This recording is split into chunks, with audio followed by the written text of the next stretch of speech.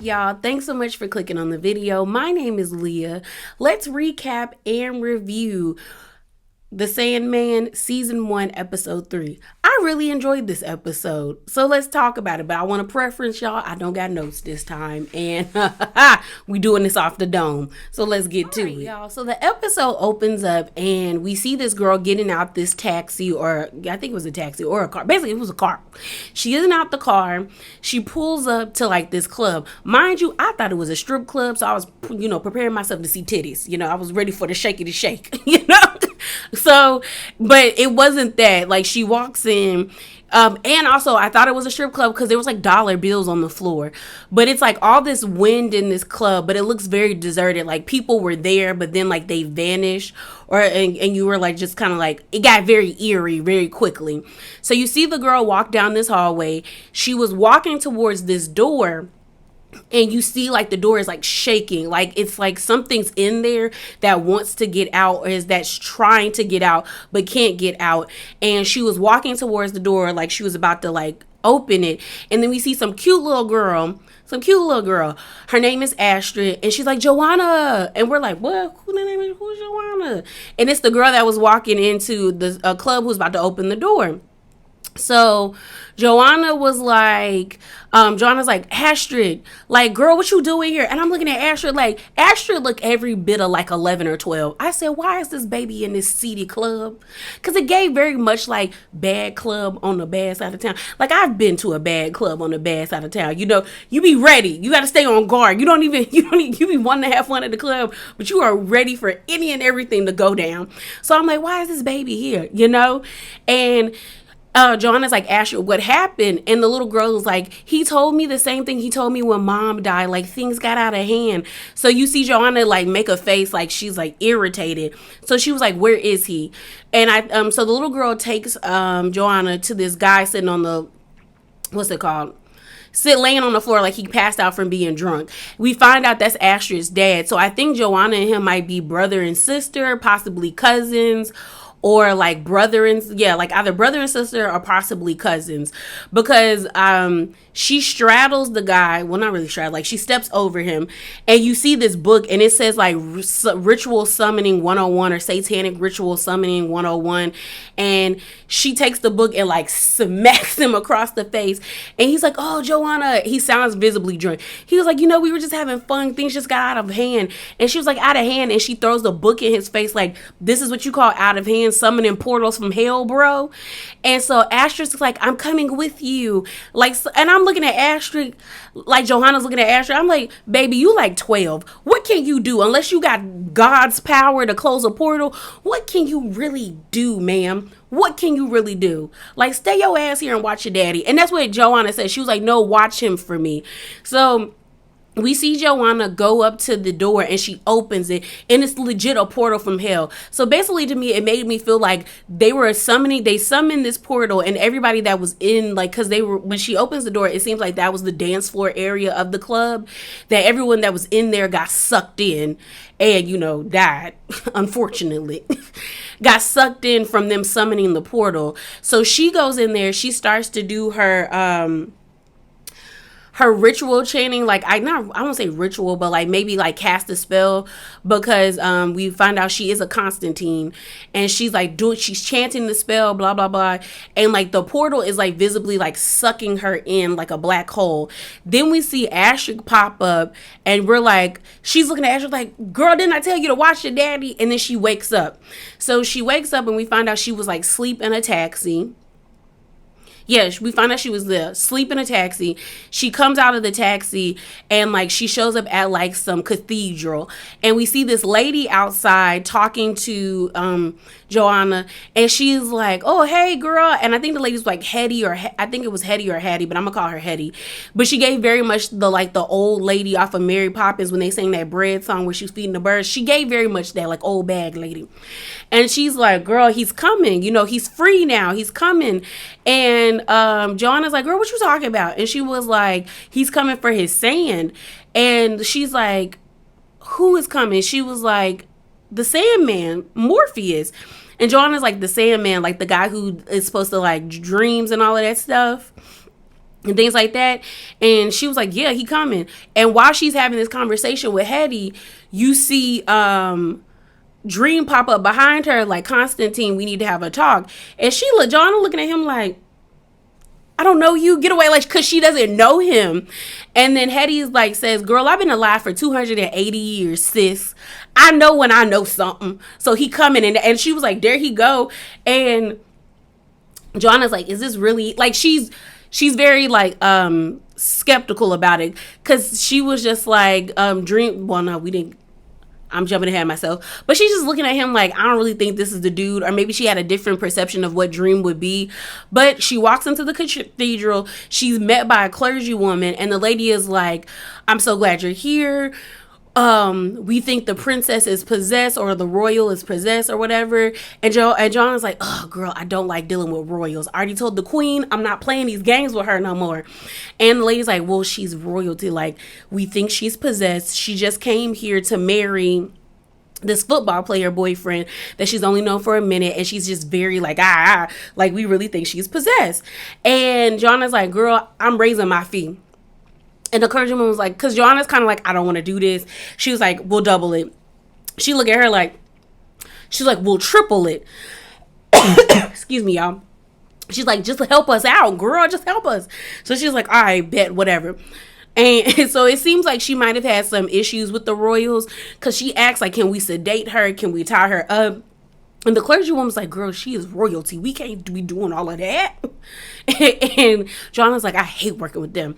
So we find out that it's this couple, and they're like, one is a princess and the other one is a football player, a famous like soccer player, but they call him football player in the UK because they're in London. And Joanna pretends to be the priest that like be the clergywoman to marry them. So they're standing next to each other. You got the football player just saying like, you sure you want to get married? Like now? Like you don't want the huge wedding and everything? Like you really want to get married like now? Like now, girl? Like this way? Like with nobody here? And the girl like grabs his hand, and it kind of makes you feel like, oh, she is possessed, because she squeezed his hand like, I want to marry you. We getting married now. Like she was just very demanding. So Joanna starts telling them like, repeat after me, like, and she has them say the spell. Like says like a spell, like a Latin incantation. And all of a sudden it switches. So the princess wasn't possessed. It was the football player. You see him start coughing like, I'm sorry, girl, I'm sorry. Then all of a sudden you see this hand come out his mouth, and you see the girl like visibly shook. And then I felt so bad because that man got killed. That man got taken out because the demon shoots his hand through his mouth. He then is like rips off the football player's head to like rip out of his skin. And I said, damn. And you see the girl like visibly freaking out, blood all over her, just like, oh my God. Like this case, like she is like, oh my God, Kevin. I said, girl, Kevin dead. Kevin is dead. Like DEAD dead. I said, oh, he ain't coming back from that. So it's this demon out. He's like out of him, and he's like talking trash to Joanna, saying, you talk too much, but I'm gonna fix that. I'm gonna like, girl, it's me and you, like we about to go, because I'm sick, like you ruined my plan. Like, and then all of a sudden Dream pops up, and she looks at him like, huh? And the demon says, oh, Dream, like it's been a long time no see, bro. I didn't recognize you without your helm. And he's like, Dream's like, okay, so you know where it is. And he was like, the demon's like, I might know where it is. I might know it. Kind of be cocky, like, girl, like, I know, but I'm not going to tell you. So then all of a sudden, Joanna starts, she starts chanting a new spell, and like fire starts coming up, and he's like, wait, don't send me back. I'll tell you. And so Dream is like, Constantine, stop, let me get this information from him, and then you do what you do. And she don't care. She is just like, da da da da da da da. I can't speak Latin, so I'm not even gonna say it. She going off, and next thing you know, he's like, he gets engulfed, and you see Dream looking at her like, didn't I tell you to stop? Why would you do that? And she was like, I just tripled my fee, or quadrupled my fee. And she just walks out. So Dream is annoyed. visibly annoyed. And then we see the clergywoman and Constant Joanna talking, and just having a good time, blah blah blah. And the clergywoman was like, I really thought that she was, what's it called? What did Constantine say? Oh, my bad, y'all. The clergywoman was like, I really thought that like it was the princess who was possessed, not the football player. And Joanna's like, she was possessed by love. So we already are getting this foreshadowing that Joanna just doesn't do love. She doesn't do commitments or ties to people. Once she's done or feels like things are getting too close, she backs away and goes to find, goes on to the next person. Like, she doesn't want these attachments. And while like they're talking, we see Hattie and Dream talking and stuff like that. And it was cute. It was a cute little scene. So then Dream and her are talking, and Dream is like, girl, I told you to stop. Why don't you stop? And he was like, I need my sand from you. I know you have my sand, and I need my sand, or all of humanity will like destruction will come. And Joanna's like, do we really even need dreaming like that? Like, sometimes I would like not to dream. And he was just like, yeah, you do. So where am I saying that, girl? Where's my sand?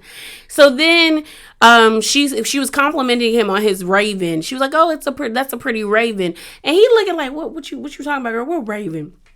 That's when we meet Matthew. So Lucian basically sent Matthew to watch over Dream. And Dream is like, girl, I told that girl not to give me one. So Dream walks up to the raven and he's like, what's your name? And he was like, Matthew, sir. Matthew. And he's like, go home or go back to the dreaming. I don't really need you. And as this is happening, he's like, sir, she's getting away. Like, because Dream won't let him speak. And then he turns around and then Joanna like dipped out. So Matthew is like, well, how are you going to find her now? Like, she left. Like, how you going to get her? And he was like, well, bro, I'm the king of dreams. I'm going to enter them dreams and we going to have a discussion. Basically. So let's move on to the next scene. Okay, so we finally come to the conclusion of what happened in the beginning of the episode, where we saw Joanna in the club chanting her incantations to like close the portal to hell, and we saw Astrid pop up. Well, Astrid had a book. I guess it was like maybe like a book to help them do their exorcisms. Whatever was in the portal saw Astrid like shot out like a tentacle, grabbed her, bro.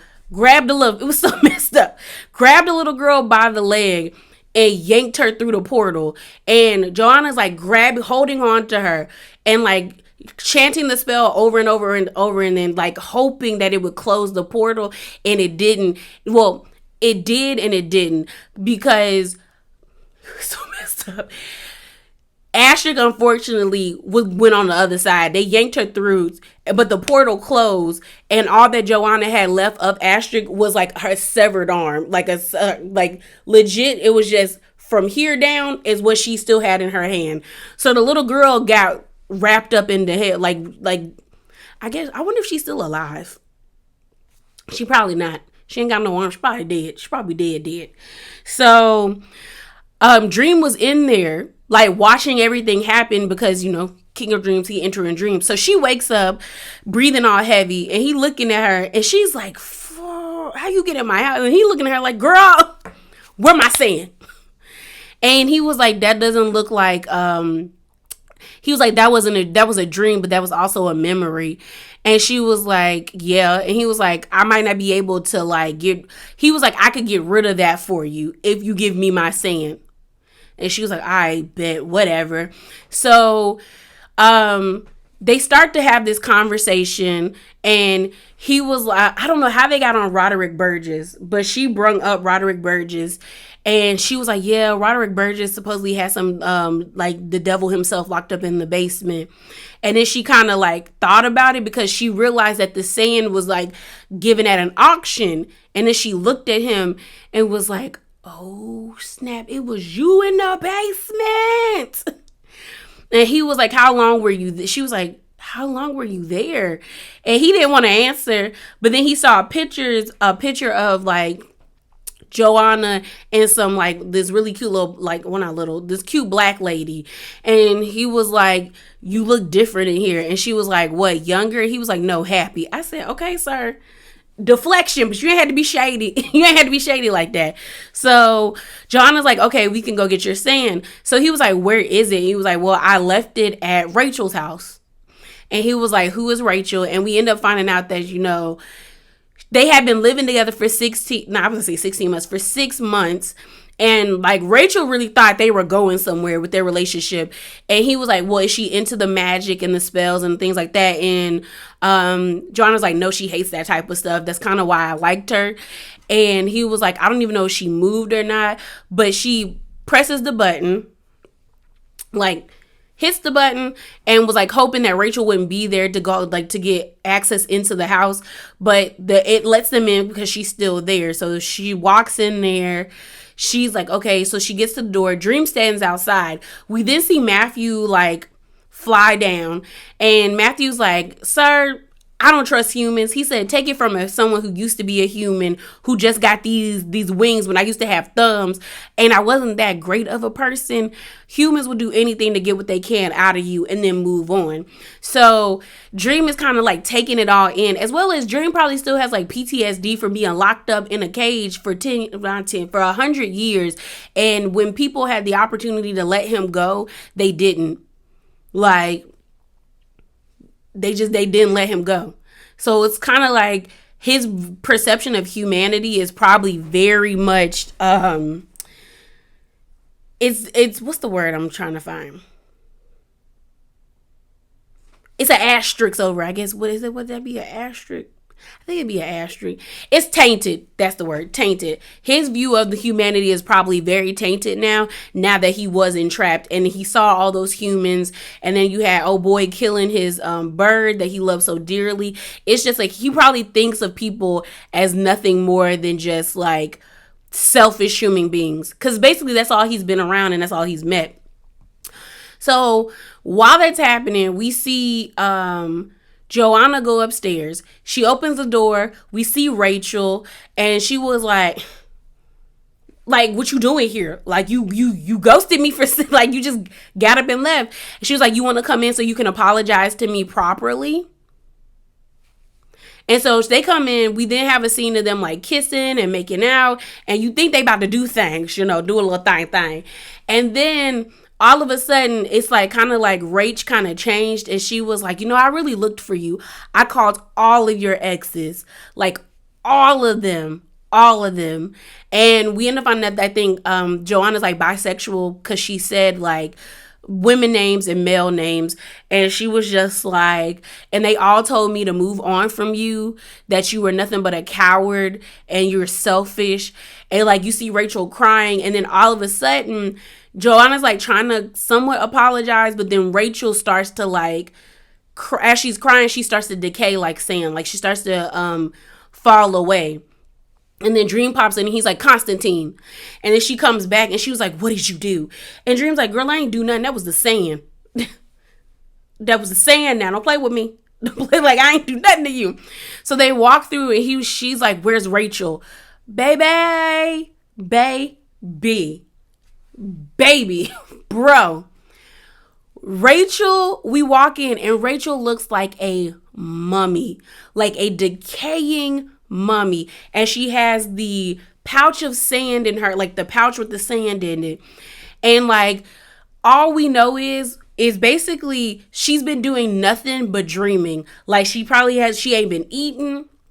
She legit has been laying in bed and just dreaming, like not washing herself, not eating, nothing. Like she looked like a mummy, low key, like a decaying mummy. And she's like, and Joanna's like, what happened? Like what happened to her? And Dream is like, my sand is not meant for mortal hands. Like, bro, this is what happens when you give people they're not supposed to have. And this is where I got annoyed with Joanna, because Joanna immediately got mad at Dream. And I'm like, what are you mad at him for? You left the sand with her knowing how powerful it was. You dipped out once you got too close to her, and your like insecurities, your PTSD, and all the other things, you know, you might have got onto you, and then you left the girl with an artifact that you know is probably extremely powerful, and this is what happened to her. It is your fault, Joanna, not Dream. Because Dream looked at her like, what you want me to do? Because she was like, can't you do something? Like, fix her. And Dream is like, I can't do nothing. And so she gets mad, and she was like, you probably think we're all Roderick Burgess. I would have been like, yeah, I've been locked up in 100 years in prison because of your people. Like, what you mean, girl? And I'm just like, she getting on my nerves, because she was like really mad at him because she felt like he wasn't doing enough. But I'm just like, you should be mad at yourself. You should be mad at yourself, ma'am. So she basically guilts him into helping, because she was like, what's the point of you having all that power if you're not going to help anybody? Like, and you're talking about saving humanity, but you're looking at someone who needs your help now. Which she had a point, and you don't want to save her. Like, what is this? And I was kind of like, she got a point, but she need to back off my boy. Back up off my boy, because girl, this is your fault because you left it with her. So you then see Dream tell her, like, girl, get out the room. Just get out the room. So she says her goodbyes, and Rachel's like, I'm sorry, Joe. And she's like, Rach, it's okay. It's okay. She's like, I'm so sorry. So then Dream takes out a piece of, like, a little bit of sand, and he sprinkles it over her. And basically she dies, and Rachel dies in her sleep, but she dies with a happy dream of her and Joe, like, I guess having like a lovely picnic and just being happy together. And because that seems to be like what she really wanted, because she seemed to be really in love with Joanna and vice versa. And he walked out, and we see Matthew like looking through the window. So she walks down the stairs, like he walks down the stairs. He tells her, she was like, I did what I had to do. She was like, she died very peacefully. And Joanna's like, okay, I'm going to call all her family and let them know what happened, unfortunately. And Dream is like, well, you know, I'm going to keep up my end of the deal. He was like, that memory or that dream will bother you no more. Like, I got you, bruh. I got you. So she walks away, and they part ways. I was kind of happy it wasn't like no love scene, because I was just like, he's an immortal being. She's a human. I don't want to see that. I don't want to see it. But then we see Matthew, and Matthew basically saying like, what, like the bird, the new Raven, being like, what you did for her was really like admirable. And then Dream looking at him like, if you ever spy on me again, like, don't do that. Don't be looking at me when I do things. And he's just kind of like, look, I'm trying to be your right hand man. I'm trying to be here. She told me to help you, blah, blah, blah. And so Dream is like, so Matthew is like, where are we going next? And Dream keeps telling Matthew, go back to the dreaming realm. Like, go back to the dreaming realm, because I'm going to hell. And Matthew's like, hell? Like, do you mean, when I tell you I giggled. When Matthew was like, what you mean hell? Like metaphorical hell? Or like hell? And he was like, Dream was like, hell, bro. Like, I gotta go get my stuff. And I was weak, because he was just like, Matthew's like, we really going there. And then Matthew tried to change, like, maybe I shouldn't go with you, but Dream had already like spread the sand, and they going to hell next. I was tickled, because Matthew was like, when he said, are we going to hell metaphorically or for real? And Dream was like, bro, for real. And Matthew was like, whoa, I didn't agree to that. But I guess he's going with him to hell.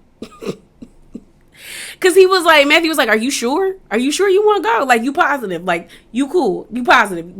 You're sure, sir? You're sure?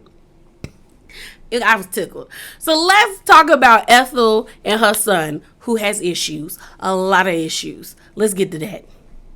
All right. So we're back at where we left off, where we saw John and Ethel, as Ethel is talking to John about getting back the amulet, not the amulet, but the ruby, because she's worried about Dream coming for her.